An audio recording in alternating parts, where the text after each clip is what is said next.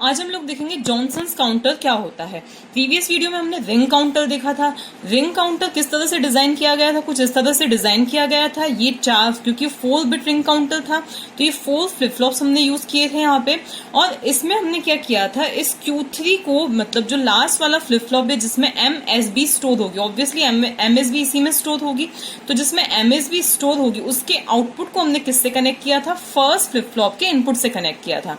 और जो overriding inputs दिए थे वो हमने कुछ इस तरह से दिए थे। ओवरराइडिंग इनपुट में इन 3 फ्लिप फ्लॉप में तो क्लियर जा रहा था, और यहाँ से क्या हो रहा था, मतलब इसमें ये ओवरराइडिंग इनपुट कहाँ जा रहा था, प्रीसेट के तौर पर जा रहा था। अब इसकी जो वर्किंग थी वो कुछ किस तरह से थी कि इसका जो आउटपुट आ रहा था, इसमें नंबर ऑफ स्टेट्स कितनी आएंगी, 4 आएंगी। क्यों 4 आएंगी, क्योंकि नंबर ऑफ फ्लिप फ्लॉप्स क्या है, 4 है। तो इसमें हो क्या रहा था कि पहला जो हमें आउटपुट मिल रहा था वो 0 0 0 1 मिल रहा था, देन उसके बाद 0 0 1 0, देन 0 1 0 0, देन 1 0 0 0। तो हमने क्या नोटिस किया कि ये एक जो बिट है ये इन सभी फ्लिप फ्लॉप्स में क्या हो रही थी, सर्कुलेट हो रही थी, और उसके बाद वापस से आउटपुट क्या आएगा, 0 0 0 1। तो ये एक जो बिट है सभी फ्लिप फ्लॉप्स में क्या हो रही है, सर्कुलेट हो रही थी। ठीक है, तो ये क्या थी, number of states, number of unique states कितनी है, 4 है। अब हम देखते हैं जॉनसन्स काउंटर क्या होता है। तो जॉनसन्स काउंटर का रिंग काउंटर के ऊपर एक एडवांटेज जो होता है, फर्स्ट एडवांटेज क्या होता है कि इसमें जो जॉनसन काउंटर में जो नंबर ऑफ स्टेट्स होती है वो रिंग काउंटर की नंबर ऑफ स्टेट्स से क्या होती है, ज्यादा होती है। तो ये तो हुआ फर्स्ट बेनिफिट। उसके अलावा अब यहाँ पे हमें क्या करना पड़ रहा था, सबसे पहले इस फर्स्ट वाले फ्लिप फ्लॉप को 1 से इनिशियलाइज करना पड़ रहा था हमें। ठीक है, वो करने के लिए हमें यहाँ पर प्रीसेट इनपुट देना पड़ रहा था। बाकी सब में क्लियर, लेकिन यहाँ पे हमें क्या देना पड़ रहा था, प्रीसेट इनपुट देना पड़ रहा था। लेकिन रिंग काउंटर में हम ऐसा नहीं करेंगे। तो पहले मैं एक बार फिर से बता देती हूँ प्रीसेट और क्लियर क्या होते हैं। तो देखो, प्रीसेट और क्लियर ये दोनों क्या होते हैं, ओवरराइडिंग इनपुट्स होते हैं।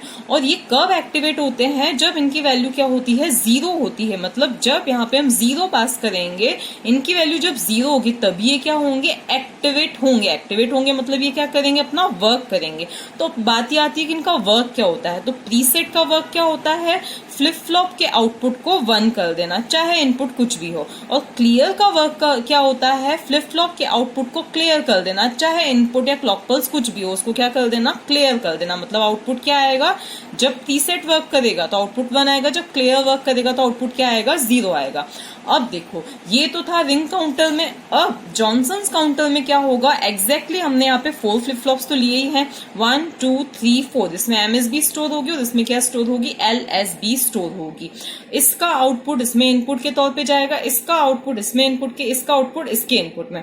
अब रिंग काउंटर में क्या हो रहा था, इसका आउटपुट इसमें फर्स्ट वाले के इनपुट के तौर पर जा रहा था, इनपुट में जा रहा था।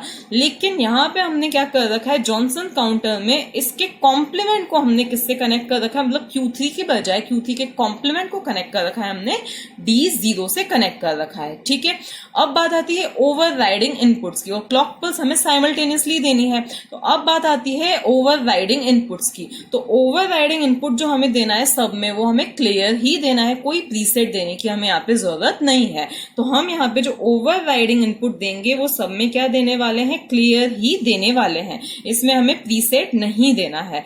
अब बात आती है कि फिर इनिशियलाइजेशन किस तरह से होगा। तो अब देखो, सबसे पहले हम इसकी देखते हैं वर्किंग। अब हम इसकी वर्किंग समझते हैं। अब देखो, इनिशियली क्या होगा, जब हम क्लियर पल्स देंगे, मतलब कि जब हम ओवरराइडिंग इनपुट देंगे, अब यहाँ पे क्लियर ये प्रीसेट है ही नहीं, तो जब हम क्लियर की वैल्यू क्या रखेंगे, 0।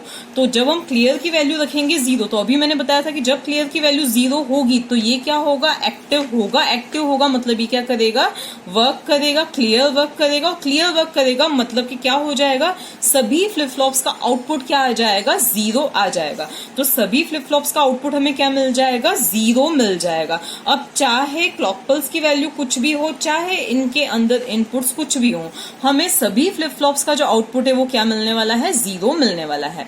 उसके बाद में अब हमें क्लियर की वैल्यू को बाद में क्या करना पड़ेगा, 1 करना पड़ेगा, ताकि ये सभी फ्लिप फ्लॉप्स क्या कर सकें, वर्क कर सकें according to clock pulse and their inputs. तो अब हमें क्लियर को क्या करना पड़ेगा, 1 करना पड़ेगा। अब इसके बाद में क्या होगा कि ये जो Q0 की वैल्यू, देखो Q0 की वैल्यू किसके अंदर जा रही है, D1 के अंदर जा रही है। तो Q0 की जो वैल्यू है 0 वो D1 के अंदर जाएगी, मतलब कि 0 कहाँ चला जाएगा, D1 के अंदर चला जाएगा। Q1 की जो वैल्यू है वो D2 के अंदर जा रही है, तो यहाँ पे Q1 की वैल्यू 0 कहाँ आ जाएगी, D2 में आ जाएगी।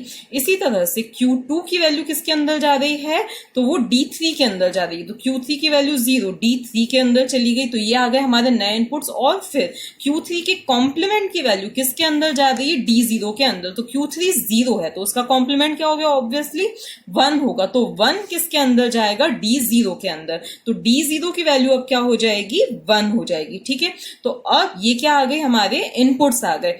अब जब क्लॉक पल्स, मतलब अब क्योंकि ये क्या है, negative edge triggered flip flops हमने यूज किए हैं, तो जब क्लॉक की फॉलिंग एज आएगी, मतलब फर्स्ट क्लॉक पल्स पे, मतलब कौन सी एज आएगी, जब क्लॉक पल्स की क्या आएगी, फॉलिंग एज आएगी, तो उस केस में ये क्या करेगा, फ्लिप फ्लॉप सारे वर्क करेंगे।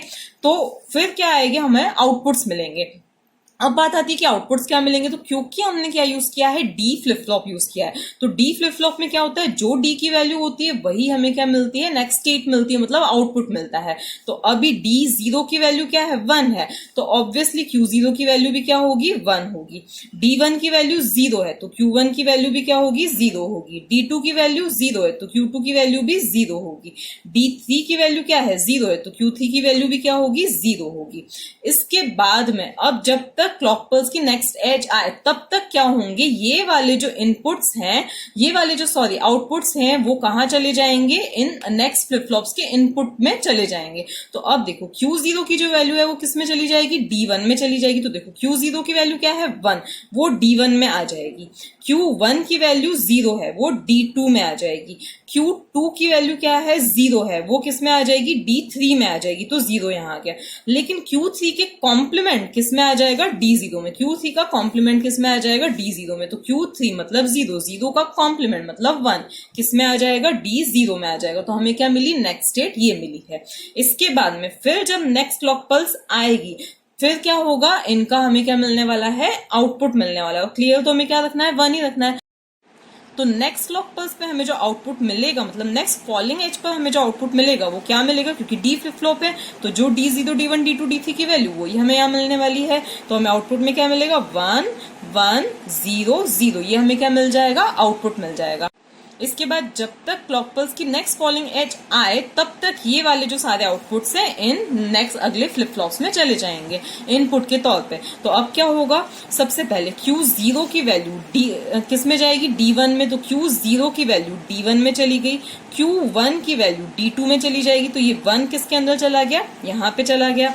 इसके बाद में Q2 की वैल्यू D3 में जाएगी, तो 0 कहाँ आ जाएगा, यहाँ पे आ जाएगा। और Q3 के कॉम्प्लीमेंट, मतलब 0 का कॉम्प्लीमेंट क्या हुआ, 1 1 कहाँ पे चला जाएगा, 0 का कॉम्प्लीमेंट D0 में चला जाएगा, तो 1 यहाँ पे आ गया। ये आ गए हमारे नेक्स्ट इनपुट्स आ गए। फिर जब नेक्स्ट फॉलिंग एज आएगी तो हमें यहाँ पे क्या मिल जाएंगे, आउटपुट्स मिल जाएंगे, और यही आउटपुट्स मिल जाएंगे। तो 0 1 1 1, ये हमें क्या मिल गए, आउटपुट्स मिल गए। फिर इसके बाद में क्या होगा, जब तक नेक्स्ट फॉलिंग एज आए तब तक ये वाले जो सारे आउटपुट्स हैं वापस नेक्स्ट फ्लिप फ्लॉप्स में जाएंगे। तो Q0 की वैल्यू 1 किसके अंदर गई, D1 में। ये Q1 किसके अंदर गया, D2 में। तो Q1 कहाँ आया, यहाँ पे। Q2 1 किस में आया, D3 में, तो ये यहाँ 1 आया। इसके बाद में अब D0 में क्या आएगा, Q3 का कॉम्प्लीमेंट। तो Q3 0 है, उसका कॉम्प्लीमेंट क्या आया, 1, कहाँ पे आ गया, यहाँ पे। तो अब हमें सभी क्या मिल गए, 1 1 1 1 मिल गए। इसके बाद में नेक्स्ट फॉलिंग एज आई तो हमें ये सभी क्या मिल जाएंगे, आउटपुट्स मिल जाएंगे। फिर वापस से क्या होगा, जब तक ये वाले जो सारे ये जो है आउटपुट्स हैं वापस क्या जाएंगे, नेक्स्ट फ्लिप फ्लॉप्स में जाएंगे, इनके एडजेसेंट फ्लिप फ्लॉप्स में जाएंगे। तो अब क्या हुआ, Q0 1 किसके अंदर गया, D1 में। तो 1 कहाँ आया, यहाँ पे। Q1 किसके अंदर आया, D2 में। Q2 किसके अंदर आया, D3 में। अब देखो Q3 का कॉम्प्लीमेंट मतलब 1 का कॉम्प्लीमेंट, क्योंकि Q3 क्या है, अभी 1 है, 1 का कॉम्प्लीमेंट 0 किसके अंदर जाएगा, D0 में। तो यहाँ पे क्या आ जाएगा, अब 0 आ जाएगा। फिर अब जब नेक्स्ट फॉलिंग एज आएगी तो हमें ये सब क्या मिल जाएंगे, आउटपुट्स मिल जाएंगे। उसके बाद में वापस यही प्रोसीजर चलती जाएगी। अब देखो Q0 किसके अंदर आया, D1 में। तो यहाँ पे हमें क्या मिल गया, 0 मिल गया। Q1 किसके अंदर आया, D2 में। तो हमें यहाँ पे क्या मिला, 1 मिला। Q2 आया D3 में, तो यहाँ पे भी हमें 1 मिला। मिला, लेकिन Q3 का कॉम्प्लीमेंट 1 का कॉम्प्लीमेंट 0 किसके अंदर चला जाएगा, वापस से इसका कॉम्प्लीमेंट D 0 में चला जाएगा, तो ये क्या हो गया, 0 हो गया। फिर नेक्स्ट फॉलोइंग एज पे हमें क्या मिल जाएंगे, ये आउटपुट्स मिल जाएंगे। इसके बाद में वापस यही प्रोसीजर चलेगी, तो अब ये Q0 की वैल्यू किसके अंदर गई, D1 में, तो देखो Q0 की वैल्यू D1 में गई, तो 0 यहाँ पे आ गया, फिर ये वाला 0 यहाँ पे आ गया, ये वाला 1 यहाँ पे आ गया, और इसका Q3 का कॉम्प्लीमेंट कहाँ पे आ जाएगा, 1 का कॉम्प्लीमेंट 0 यहाँ पर आ जाएगा। इसके बाद में वापस से नेक्स्ट फॉलोइंग एज पर हमें क्या मिल जाएंगे, ये सभी आउटपुट्स मिल जाएंगे। फिर वापस से नेक्स्ट स्टेट क्या होने वाली है, वापस से यही इसी तरह से प्रोसीजर चलेगी, तो ये जो 0 है यहाँ आ जाएगा, ये जो 0 है यहाँ आ जाएगा, ये जो 0 है यहाँ आ जाएगा, और ये 1 का जो कॉम्प्लीमेंट है 0 वापस कहाँ पे आ जाएगा, यहाँ पर आ जाएगा। और फिर जब नेक्स्ट फॉलोइंग एज आएगी तो फिर क्या हो जाएगा, हमें यहाँ पे ये क्या मिल जाएंगे, आउटपुट्स मिल जाएंगे, मतलब हमने जहां से स्टार्टिंग की थी वही हम यहाँ पे आ गए हैं। फिर से एक और बार हम देखते हैं क्या हो जाएगा, ये जो 0 है यहाँ आ गया, ये 0 यहाँ आ गया, ये 0 यहाँ पे आ गया, और ये 0 का कॉम्प्लीमेंट वापस 1 कहाँ पे आ गया, यहाँ पे आ गया। तो कुल मिला के हमने जहां से स्टार्ट किया था हम वापस वहीं पे आ गए हैं। तो हमने क्या नोटिस किया कि रिंग काउंटर के कंपैरिजन में हमें यहाँ पे नंबर ऑफ स्टेट्स क्या मिली है, ज्यादा मिली है, और इसकी जो डिजाइन है वो भी इतनी कॉम्प्लिकेटेड नहीं, क्योंकि हमने हर जगह पे क्या दिया है, हमने क्लियर ही दिया है, हमें कहीं पे भी प्रीसेट देने की जरूरत नहीं पड़ी है। तो इसकी वजह से वो ऑटो इनिशियलाइजेशन हो चुका है यहाँ पे।